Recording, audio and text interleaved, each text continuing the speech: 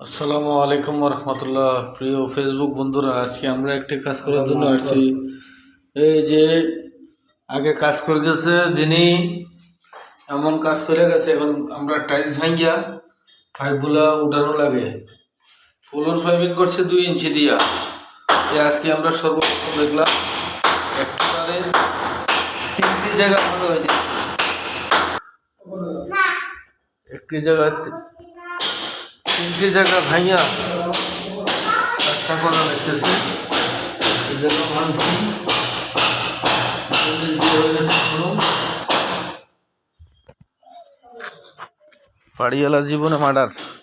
আমরা এই যে ম্যানহোল, এই ম্যানহোল থেকে ওদিক দিয়ে ভাঙিয়ে পাইপ টাইনা ওদিকে চেক দিয়ে দেখি ওদিকেও ডাইভে গেছে এবং 2 ইঞ্চি দিয়ে কাজ করছিল, ওগুলা নিচে চলে গেছে।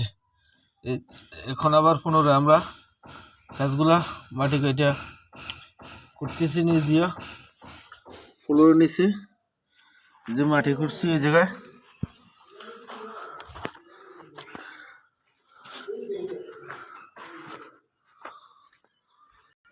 ভাই, আপনার যে আগে কাজগুলা করছি, এখন পুনরায় আমরা টাইলস টুইলস ভাঙিয়া আমরা যে কাজগুলা করতেছি, আপনার অনুভূতিটা একটু বলেন। আমার অনুভূতিটা অনেক খারাপ। অনুভূতিটা কি করি আর মানে বলা বাহুল্য যে আমার যে একটা কষ্ট হইতে আছে, যে পাঁচমিটারের কাম এরকম পৃথিবীর কোনো জায়গাত করে না, মনে আর তুল লাগে না।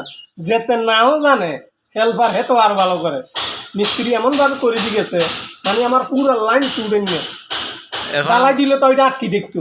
এখন আপনার কাজে ভুলের কারণে টাইলস ভাঙিয়ে কাজ করা লাগে, টাইলস ভাঙতে আসি, পাইপ কিনে আনতে আসি, কত কিছু।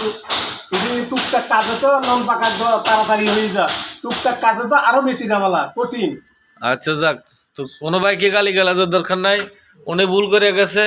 আল্লাহকে হেদায়েত দান করুক, যাতে ভবিষ্যতে কারো কাজ খারাপ না করে। আসলে যারা কাজ করেন ভাই, অবশ্যই সবাই এই জিনিসটা ফলো রাখবেন। ফ্লোর পাইপিং করার পরে প্রত্যেকটা জয়েন্টে জয়েন্টে ঢালাই দিবেন এমনভাবে যাতে ওই জায়গাটা না ডাবে। এবং নিয়ম হচ্ছে ফ্লোর পাইপিং এর প্রত্যেক 5 ফিট পর যদি ইট দিয়ে জ্যাম দিয়ে একটু মশলা দিয়ে দেন, অথবা একটু ডালাই দিয়ে দিবেন প্রত্যেক 5 ফিট পর, তাহলে কাজ টেকসই দীর্ঘদিন থাকবে, বাড়িওয়ালা শান্তি মতো ইউজ করতে পারবে, আর কোনো ঝামেলা হবে না। ঠিক আছে, সকলে ভালো থাকবেন, আমাদের জন্য দোয়া করবেন, আমরা যেন মানুষের রিপেয়ারিং এবং নতুন পুরাতন সম্পূর্ণ কাজ ভালোভাবে করে দিতে পারি। আসসালামু আলাইকুম রহমতুল্লাহ।